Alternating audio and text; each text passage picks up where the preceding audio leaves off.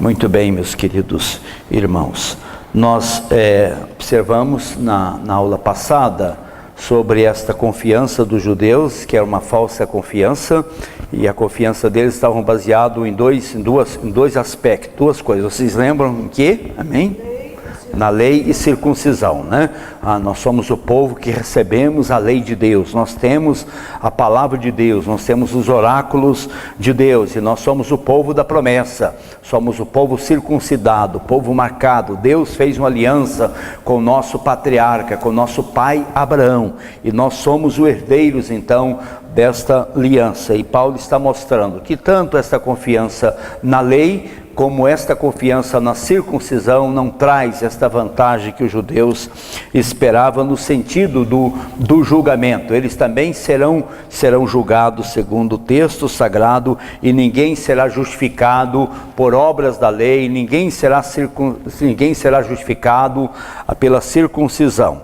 E não deu prazo de nós terminarmos aqui o capítulo 3, do versículo 1 até o versículo 8, quando Paulo responde algumas indagações, ou podemos dizer algumas realmente objeções dos judeus. Vamos ler isso aqui rapidamente para nós entrarmos no capítulo 3, versículo 9. Aqui o capítulo 3, versículo 1 diz: qual é, pois, a vantagem do judeu? Ou qual a utilidade da circuncisão? Depois ele disse muitas sobre todos os aspectos, principalmente porque aos judeus foram confiados os oráculos de Deus. Então é um privilégio, sem dúvida nenhuma. Esse povo foi um povo privilegiado. Receber a mensagem de Deus, receber os oráculos de Deus foi um grande privilégio. Infelizmente, eles não entenderam o propósito da lei, meus queridos irmãos.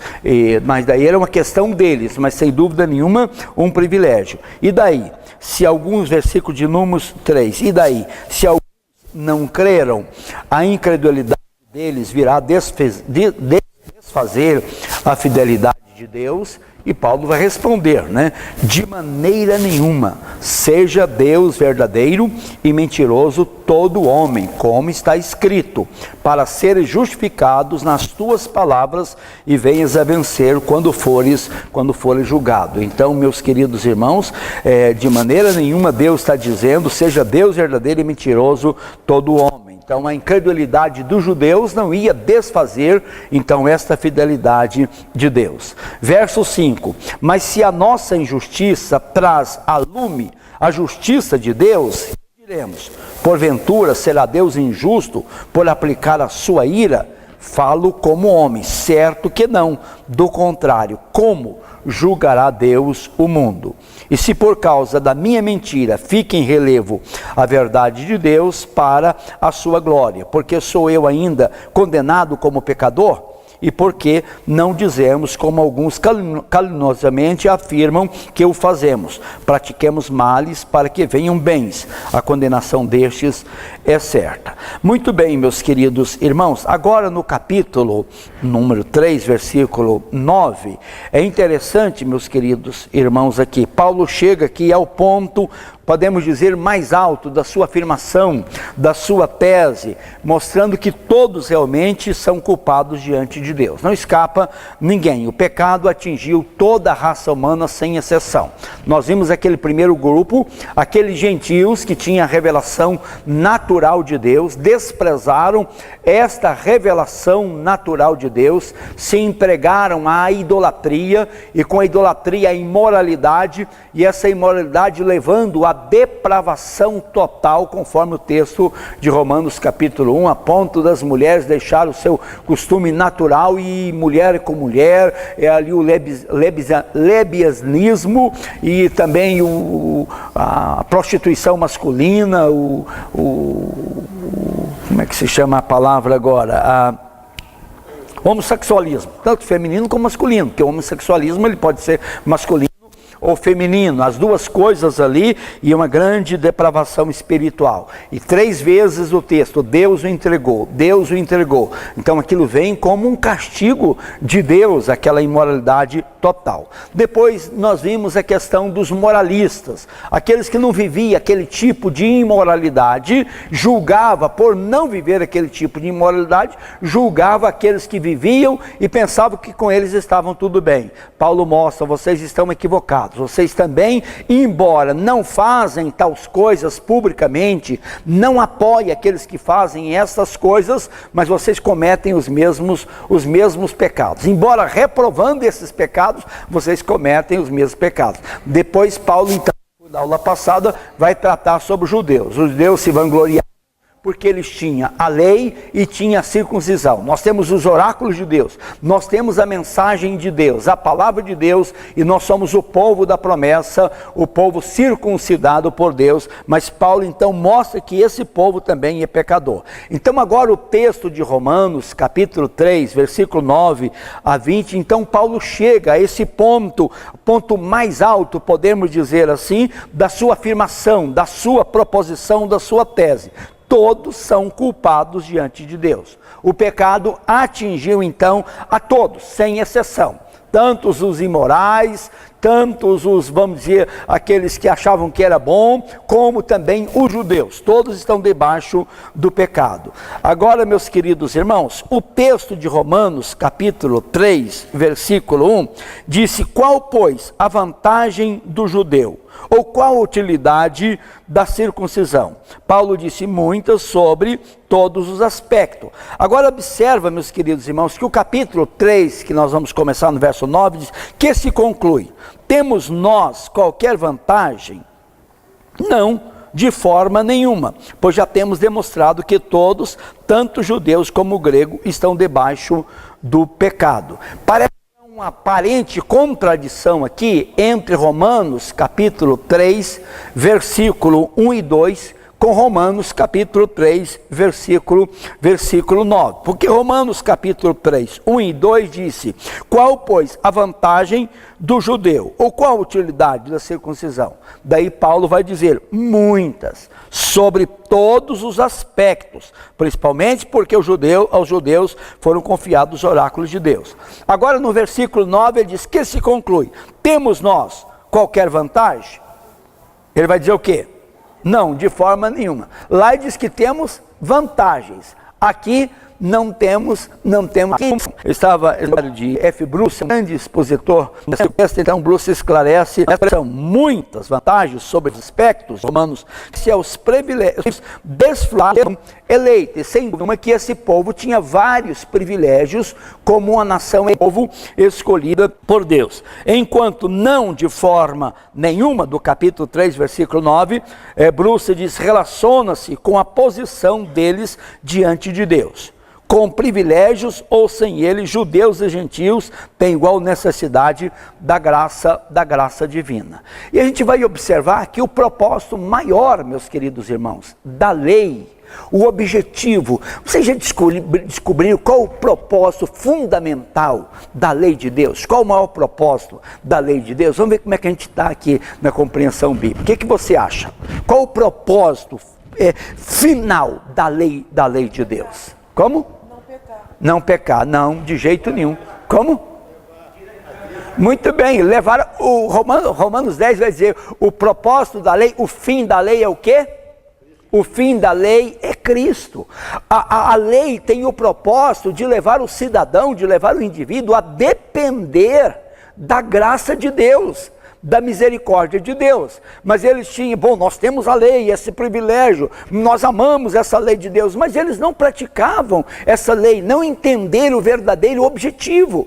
O verdadeiro propósito da lei é mostrar, meus queridos irmãos, que todos nós somos pecadores, que nós precisamos do perdão de Deus, nós precisamos da graça de Deus. E Paulo vai explicar, ou está explicando muito bem isso aqui em Romanos. Então eles se gloriavam na lei de de Deus, nós somos o povo da lei, o povo que recebeu a lei, lia essa lei, meditava essa lei, carregava essa lei na roupa e tudo aquilo, mas não entenderam o verdadeiro objetivo, o verdadeiro propósito da lei. Então, a depravação total da humanidade pode ser vista na distorção e perversão do seu relacionamento com Deus, consigo e com o próximo, consigo mesmo e com o próximo. E vamos considerar então esses pontos aqui, nesse capítulo 3, do versículo 9 até o versículo de número 20, é o texto que nós vamos estar meditando. Não vamos ler o texto agora não, a gente vai lendo o texto à medida que vamos estudar.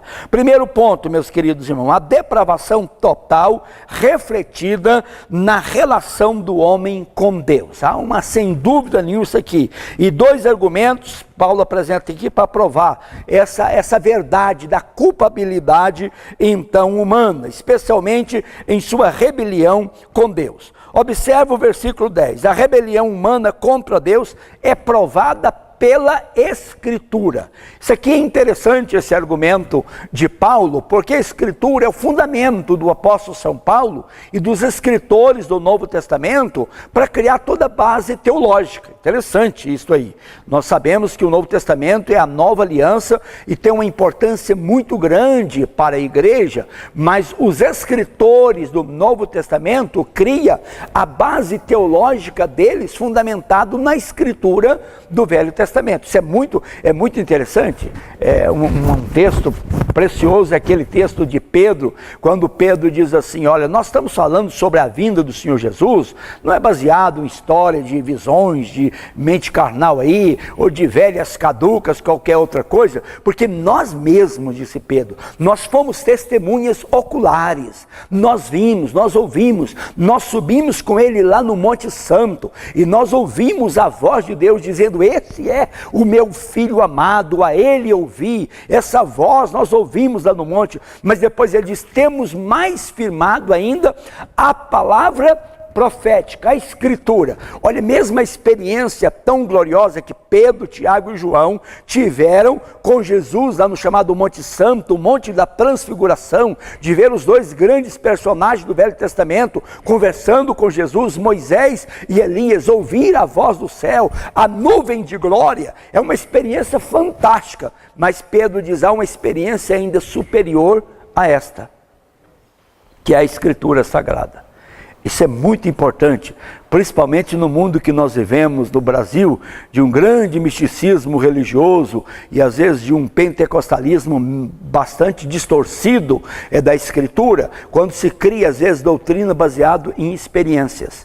As experiências, elas podem ter valor para o indivíduo e elas podem ter valor quando ela está em harmonia com a Escritura Sagrada, com a palavra de Deus. Qualquer experiência que não tem base escriturística, essa experiência é muito, mas muito, muito perigosa. Então a teologia, tanto de Paulo como de Pedro, de todos os escritores do Novo Testamento, é fundamentada nas Escrituras. E quando diz as Escrituras, eram as Escrituras do Velho Testamento, porque não tinha escritura ainda do Novo Testamento. O cano, vamos dizer assim, do Novo Testamento não estava formado ainda. Isto é muito interessante, esta compreensão. Quando Paulo diz aqui que essa rebelião humana é contra Deus e é provada pela Escritura, o verso 10 diz: como está o quê?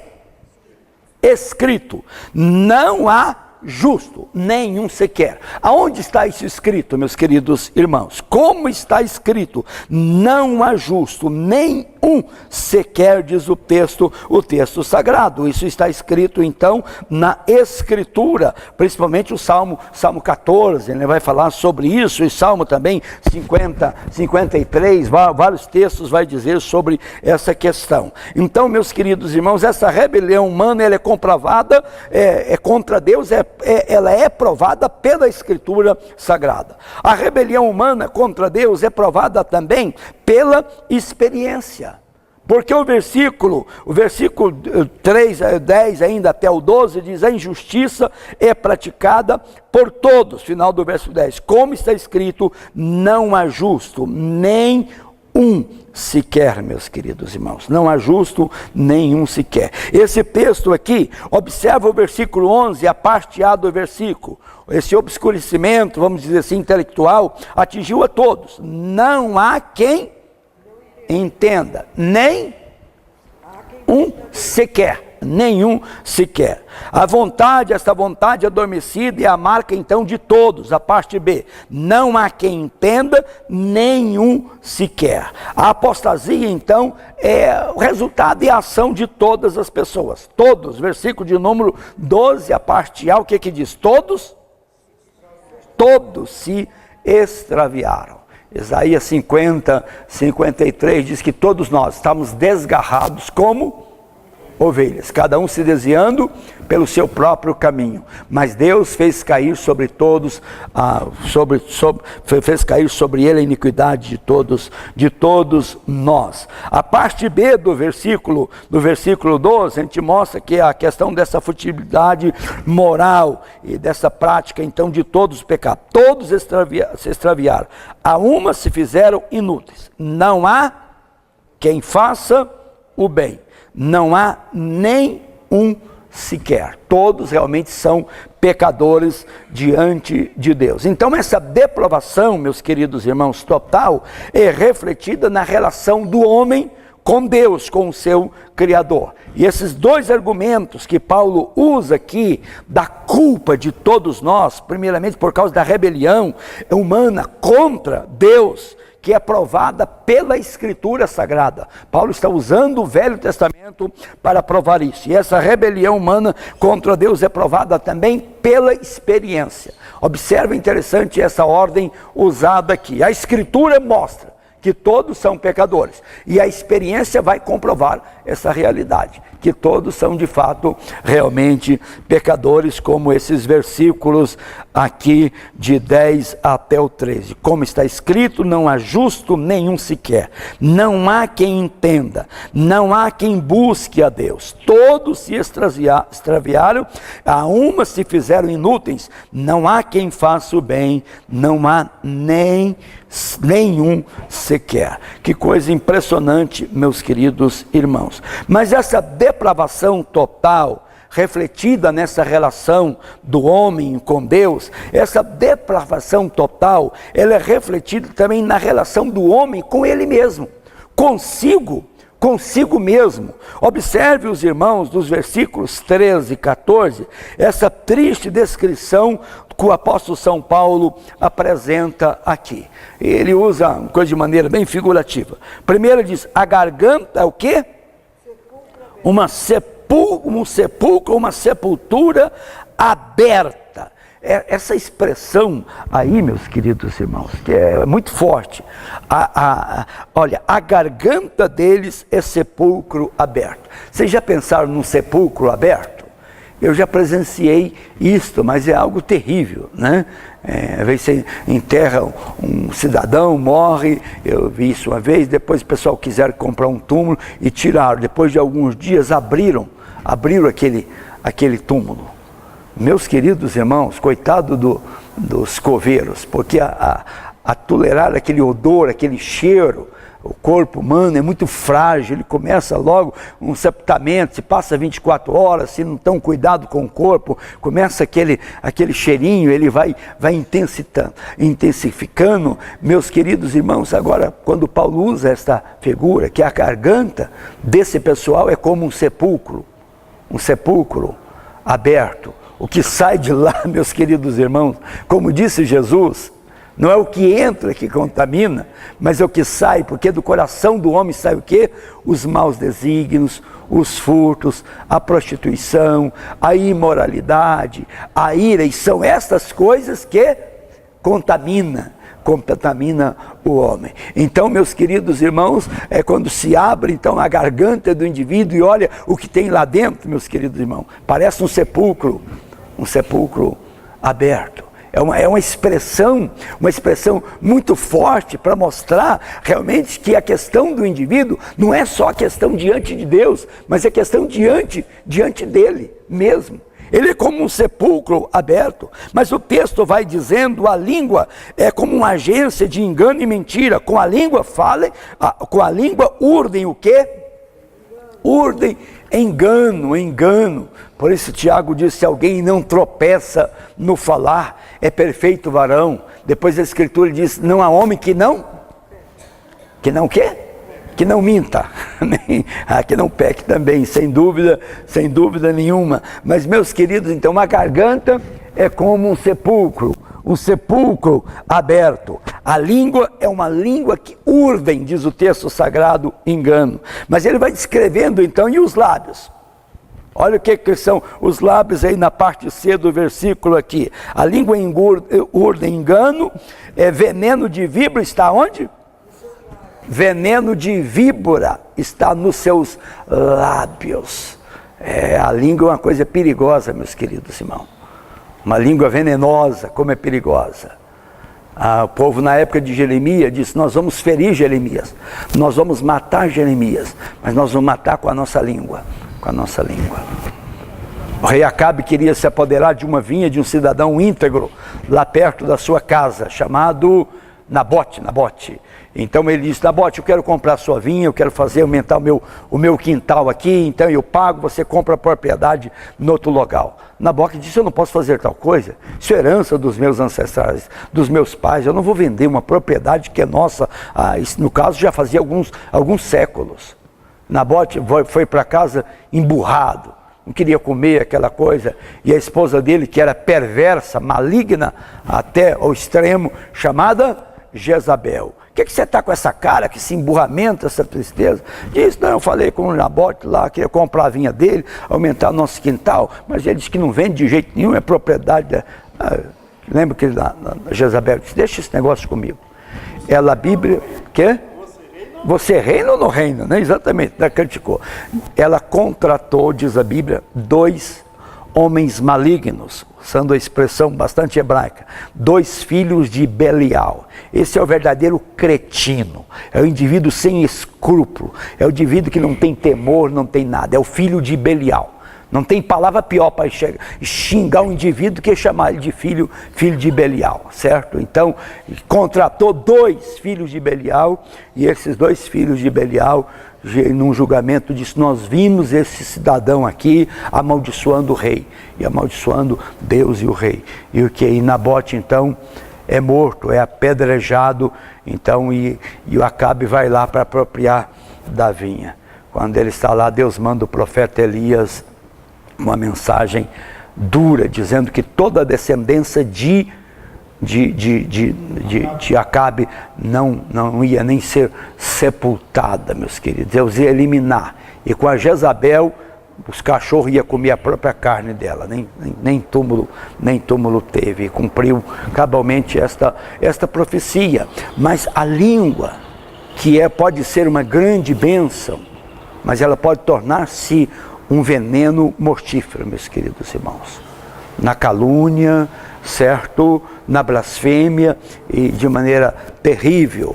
É uma coisa perigosa. E Paulo, então, está usando expressões aqui da humanidade, aqui. A garganta parece um sepulcro, é como um sepulcro aberto, meus queridos irmãos. Então, a língua urdem engano. Mas agora diz que o veneno de víbora estão nos seus lábios, isso é, na sua boca. Que coisa terrível, meus queridos irmãos. E o versículo 14 mostra que a boca está cheia então de maldição. A boca eles a têm cheia de maldição e de amargura.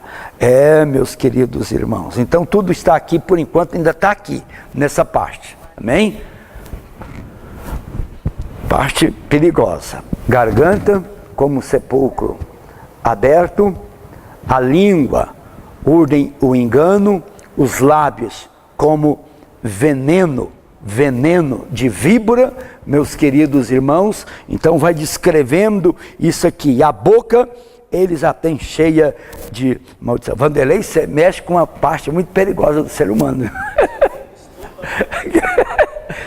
Por isso é bom você usar aquela proteção aqui, você usa, né? Então, aquilo lá, tudo tá bem protegido, porque essa parte aqui é complicada, viu? É boa, né? Mas o bom de tudo isso, que isso pode ser usado para o bem, né? Amém? Pode ser usado para o bem. A boca pode sair maldição, mas não é o que deve sair, mas dali pode sair bênçãos, louvores a Deus, gratidão, proclamação do Evangelho. Mas o propósito de Paulo aqui é mostrar a situação da raça humana, do ser humano, que ele é um ser corrompido. Porque tratando disso aqui, meus queridos irmãos, ele vai tratar sobre os pés, sem dúvida nenhuma, mas é uma parte complicada para todos nós. Amém? Todos nós. É por isso que Tiago vai dizer, se alguém não tropeça no falar, é um perfeito varão. E por isso que Pedro diz a respeito de Jesus, nós nunca vimos Jesus falar uma coisa errada. Nunca vimos uma palavra desagradável dos lábios de Jesus. Convivendo 3 anos e 6 meses com Jesus, eles nunca viram Jesus pecar com os lábios, com a boca, e nem outro sentido, mas então é uma coisa preciosa isto aí, meus queridos irmãos, esta compreensão. A boca então tem cheia aqui de maldição e amargura, meus queridos irmãos, coisa triste, mas a boca eles já têm cheia de maldição. São o que os seus?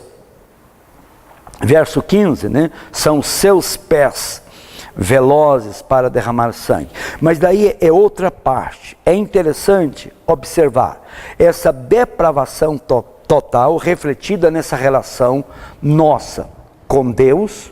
Então a depravação mostra no nosso relacionamento com Deus, pois a Escritura disse, todos pecaram, nós pecamos diante de Deus. As nossas ações mostram realmente que nós somos pecadores. A Escritura afirma que todos pecaram, mas não é apenas o testemunho da Escritura, isso é comprovado pela nossa experiência. Isso aqui é muito interessante. Depois de não há justo nenhum sequer, não há quem entenda, não há quem busque a Deus, todos extraviaram, e a uma se fizeram inúteis, não há quem faça o bem, não há nem um sequer. Essas expressões, há um certo que nós podemos chamar aqui de um certo judaísmo na Escritura Sagrada. Agora, não há quem faça o bem, mas será que não tem gente que faz o bem aqui nessa terra? Será que nem a Madre Teresa de Calcutá fez o bem nessa terra? Será que nem São Francisco Xavier fez o bem nessa vida? Será que nem a nossa irmãzinha da Bahia lá, a irmã Dulce, não fez o bem? Será que Martin Luther King, vamos citar um protestante, só citando católico, né? Será que Martin Luther King não fez o bem? Será que não há gente que faz o bem? Essas expressões, a gente chama isso na teologia de um hebraísmo. Quando, por exemplo, você usa uma expressão como essa aqui, aquele que não odiar pai e mãe não pode ser meu discípulo. Você, meu Deus, a Bíblia manda em certo lugar a gente honrar pai e mãe, agora aqui diz que aquele que honrar o pai e a mãe e não pode ser meu discípulo.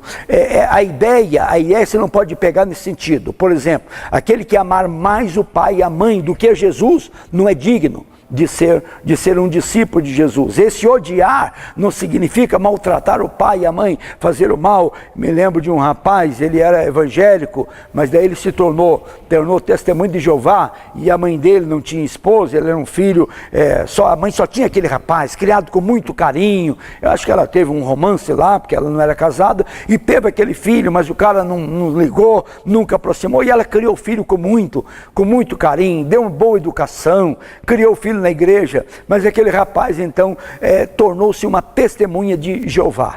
E eu ia na casa daquela senhora e eu ficava abismado de ver o quanto aquele rapaz maltratava sua mãe, como ele era duro, como ele era mal educado, dava cada resposta daquelas mais absurdas. E um dia eu fui conversar com aquele rapaz, eu disse, mas esse tratamento com a sua mãe é um tratamento absurdo, inadmissível. E ele exatamente abriu a Bíblia, aquele que não odiar pai e mãe não pode servir. Então, ele pegou isso literalmente, meus queridos irmãos. As traduções mais modernas já traduzem, aquele que amar mais o seu pai e a sua mãe do que a mim, não é digno de mim, certo? Quando diz que Deus aborreceu, Deus amou a Jacó e aborreceu de Esaú. Isso é um hebraísmo, Deus amou mais a Jacó do que Esaú, porque sabia da atitude. Esse o aborrecer, tem que entender, o aborrecer o pai e a mãe nesse contexto. Então, quando se usa essa expressão, que não há ninguém que faça o bem, a ideia é que na sua totalidade, na sua plenitude, ninguém é capaz de fazer o bem em todo o tempo e nunca cometer.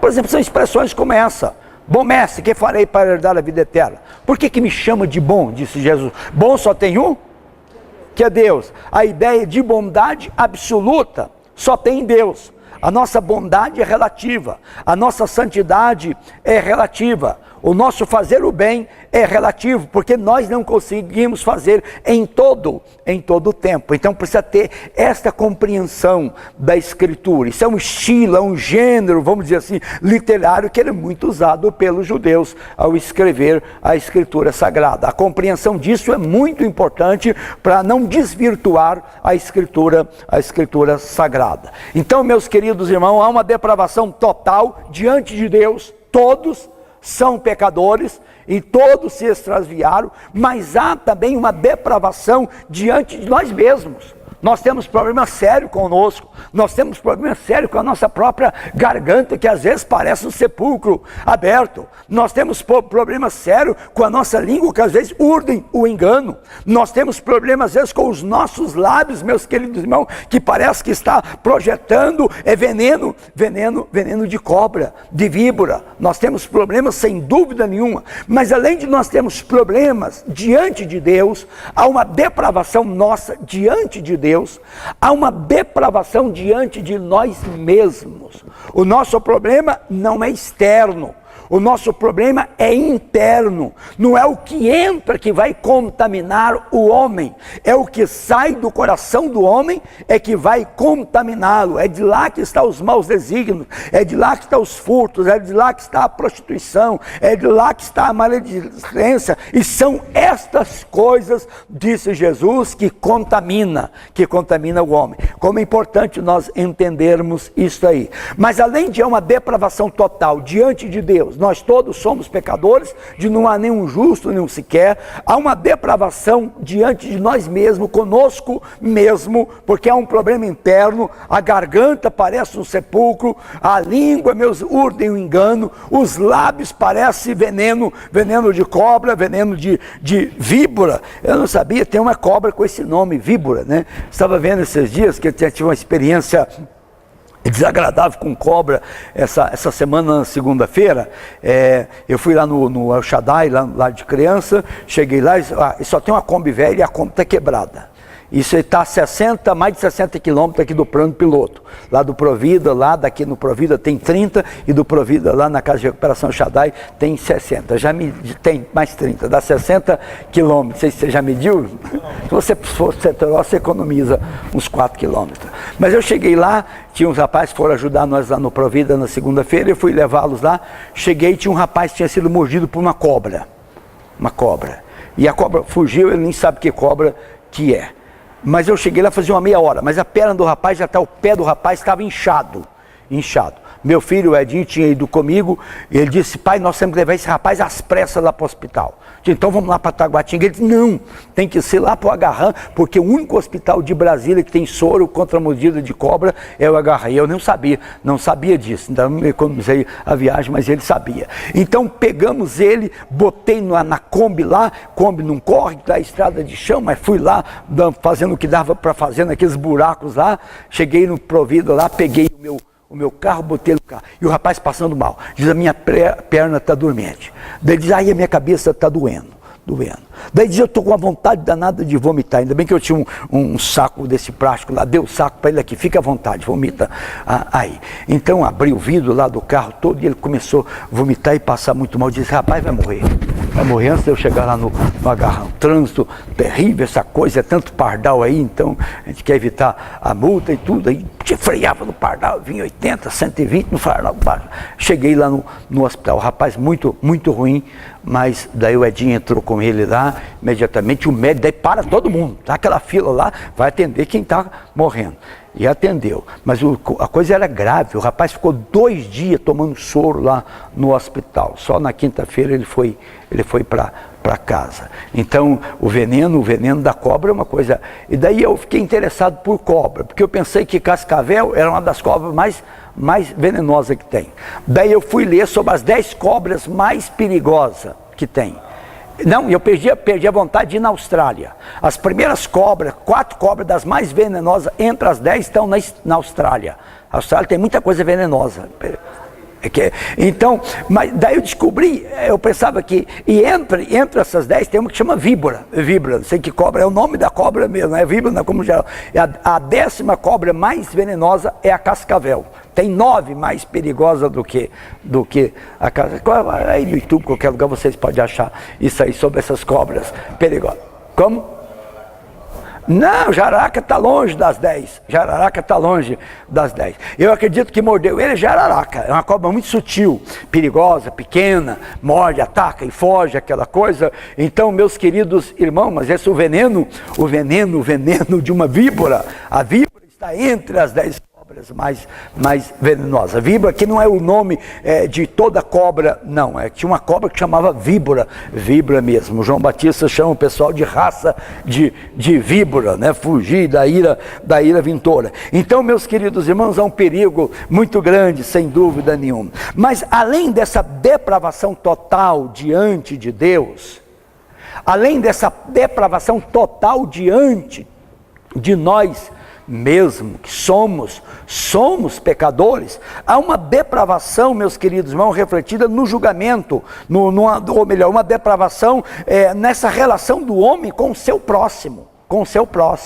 Essa expressão do versículo de número 15, né? Olha aqui, essa falta de respeito, vamos dizer assim, para com o ser humano, são os seus pés o quê?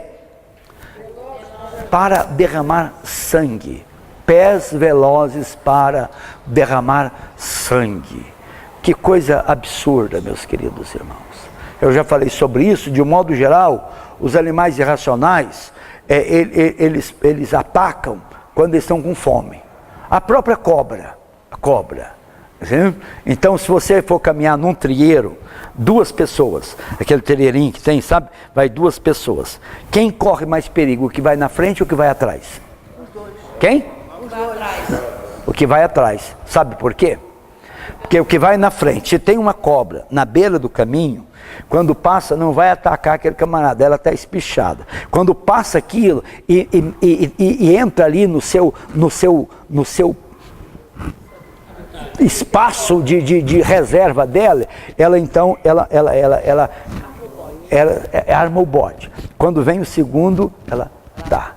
Porque você está naquele perímetro dela, naquele espaço que é dela. Se você passar daqui 2 metros de uma cobra, dificilmente ela vai te atacar, certo? Mas quando você passa pertinho, se você pisar na cobra, ou se ela armar o bote, se vier o segundo ali, é certo a mordida. Você está naquele espaço dela de segurança da cobra, certo? Então aquele que vai em segundo corre mais perigo do que aquele que está na frente. Não entende bem essa questão de...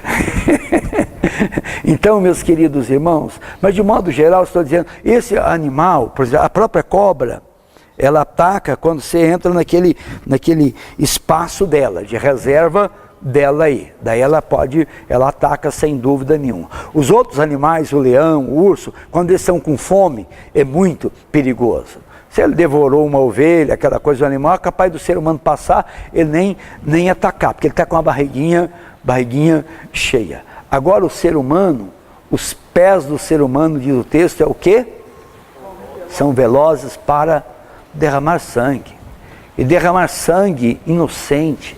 Derramar sangue que não tem nada a ver com o problema de outras pessoas.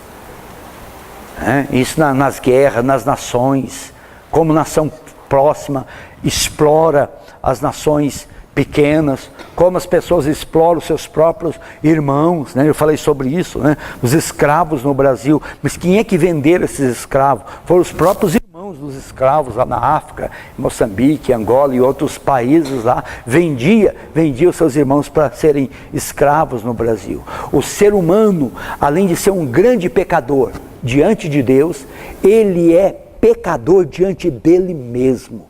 É como uma sepultura aberta, meus queridos irmãos. Mas ele tem um grande problema diante do seu semelhante, do seu próximo. Os pés são uns pés velozes, diz o texto, para derramar sangue. Há uma falta de respeito pelos valores das pessoas, né? O texto diz, nos seus caminhos há o quê? Nos seus caminhos há destruição e miséria. Nos seus caminhos há destruição e miséria. Daí o que diz esses pensadores, que o ser humano é bom, que é o meio ambiente, que estraga o ser humano. Isso tudo é conversa fiada, meus queridos irmãos. O ser humano é mau por natureza, por natureza. O ser humano tem uma natureza corrompida e essa natureza vai se aflorar, se manifestar na vida de todos os seres humanos, como disse Romanos 5:12. O pecado entrou no mundo através de um homem, assim a morte passou a todos os homens, porque todos pecaram, todos são pecadores diante de Deus. Temos uma facilidade para o mal, pés velozes para derramar sangue, meus queridos irmãos, como disse. Nos caminhos há miséria e destruição, falta de respeito pelo relacionamento com as pessoas, desconhece o quê? Desconhecem o caminho da paz. Com todo esforço da ONU, meus queridos irmãos, consegue resolver o problema das nações, de guerras, de rumores de guerra, de perigo. Nunca houve na história da humanidade 10 anos que se passasse sem uma guerra.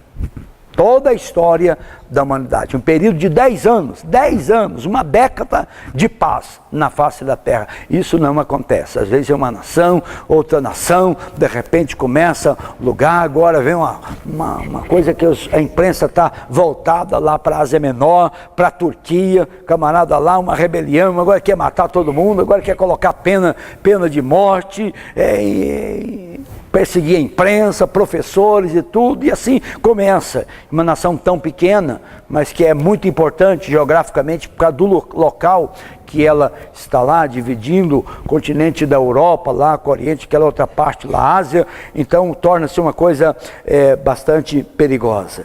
Então, meus queridos irmãos, essa depravação aqui, total, ela é refletida na relação do homem com Deus. A depravação total é refletida na relação do homem consigo próprio, com ele mesmo. A depravação total é refletida na relação do homem com o seu próximo. E essa depravação total é refletida no julgamento do réu. Deus vai julgar esses cidadãos. E aqui há 3 verdades aqui, importantes destacadas aqui pelo apóstolo São Paulo, do versículo 18 até o versículo 20 desse texto. Primeiro, a causa da condenação dos réus, daqueles que serão julgados. Começa com qual expressão? Não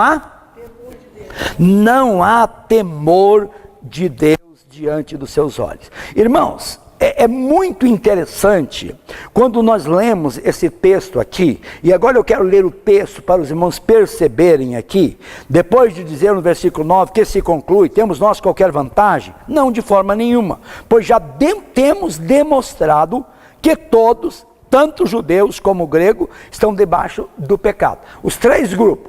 Primeiro, aquele gentil que não conhecia nada, então se volta para a idolatria, para a depravação. Eles são culpados diante de Deus. Depois desses moralistas, entre esses moralistas havia muitos gregos, como Sêneco, um grande homem, pregava a moralidade, certo? Filósofo lá do primeiro século. Mas eles também estão debaixo de condenação. Depois do terceiro grupo, os judeus, que se vangloriavam por causa da lei e por causa da circuncisão. Eles também são culpados diante de Deus.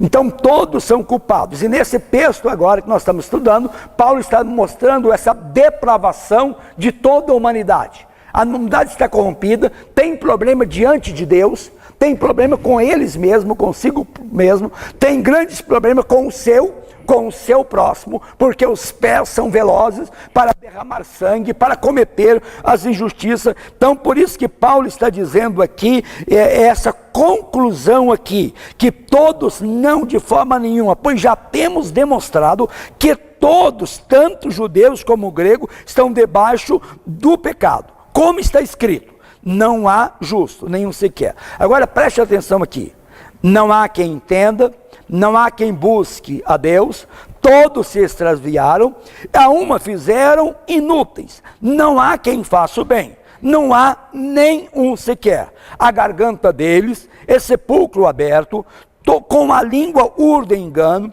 veneno de víbora está nos seus lábios, a boca eles já têm cheia de maldição e de amargura, são os seus pés velozes para derramar sangue, nos seus caminhos a destruição e miséria, desconhece o caminho da paz, não busca a paz. Agora termina dizendo o quê? Não há temor de Deus diante do céu. Vocês podem observar que a causa, daí o que Paulo está usando nisso aqui, ele vai descrevendo esses resultados e ele vai terminar com a causa. Com a causa. Qual é a causa? Qual o motivo de tudo isso aqui? É porque não há temor de Deus diante dos seus olhos. Meus queridos irmãos, a falta do temor a Deus leva o indivíduo a todas essas desgraças e misérias. Por isso o princípio da sabedoria, a base, o fundamento da sabedoria é o quê? É o temor do Senhor. É o temor do Senhor. E Paulo então vai descrevendo então questão da boca, questão de língua, questão de lábios, questão de pés, questão de atitude, e ele vai terminar dizendo a causa de tudo isso aqui. Não há temor de Deus diante dos seus olhos. A falta desse temor de Deus leva o indivíduo, leva o cidadão a toda essa situação. Então a causa, meus queridos irmãos, da condenação desses que serão julgados aqui, dos réus aqui, a causa real é a falta do temor de Deus. É porque não há temor de Deus diante de seus olhos, diz o texto sagrado, meus queridos irmãos. Agora, qual é a base? A base, a causa é a falta do temor de Deus. Agora, qual é a base da condenação do réu? Olha o que diz o versículo 19. Ora, sabemos que tudo que a lei diz, aos que vivem na lei o diz, para que se cale todo o quê? E toda língua e todo mundo seja culpável perante Deus. Então a base da condenação é o quê? É a lei. A lei.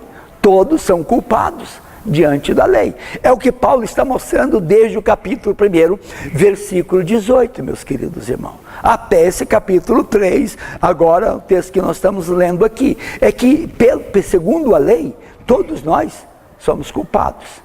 Aquele versículo de Tiago é um versículo muito interessante. Porque Tiago fala sobre a lei de Deus. Quantos mandamentos lá do decálogo? Decálogo já quer dizer deca, né? É 10 mandamentos. E Tiago diz, quando nós tropeçamos num daqueles mandamentos, nós tornamos culpados de quantos? De todos.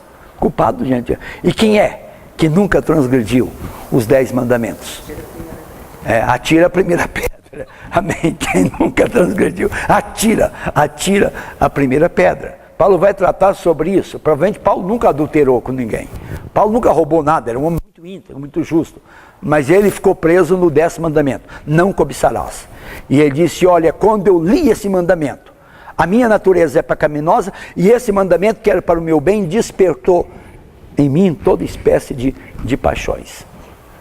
A ponto de desventurado homem que sou. Miserável homem que sou, diz o apóstolo São Paulo. Então, meus queridos irmãos, então, sem dúvida nenhuma, a causa da condenação é que não há temor de Deus. Mas a base do julgamento é a palavra do Senhor, meus queridos irmãos. Daí há uma impossibilidade, sem dúvida nenhuma, do réu ser absolvido. É o que vai dizer o versículo 20. Visto que ninguém será justificado diante dele por obras da lei, em razão de que pela lei vem o quê? O pleno conhecimento do pecado. Meus queridos irmãos, se Paulo terminasse a carta nesse capítulo, Podia mandar todos nós para o hospício, a gente ficar doido, porque não tem esperança, não tem esperança nenhuma, tem esperança.